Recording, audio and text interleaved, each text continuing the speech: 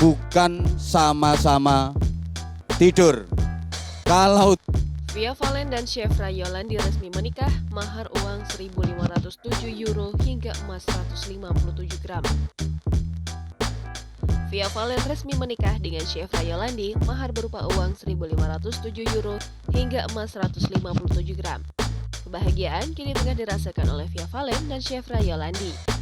Perempuan yang memiliki nama asli Maulidia Octavia itu dinikahi Chevra Yolandi pada Jumat 15 Juli 2022 di Hotel JW Marriott, Surabaya, Jawa Timur.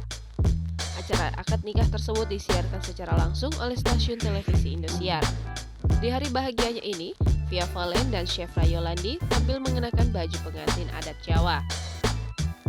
Ayah dari Via Valen, Muhammad Arifin, bertindak langsung menikahkan putrinya dengan Chevra. Mengawali ijab kabul, Muhammad Arifin menjabat tangan Chevra Yolandi. Dengan sigap, Muhammad Arifin menuntun akad nikah. Chevra Yolandi dengan satu tarikan nafas mengucapkan ijab kabul.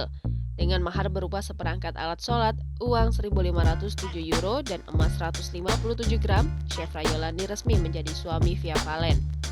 Para saksi kemudian menyatakan bahwa pernikahan tersebut sah. Jangan lupa subscribe, share, komen, dan like ya.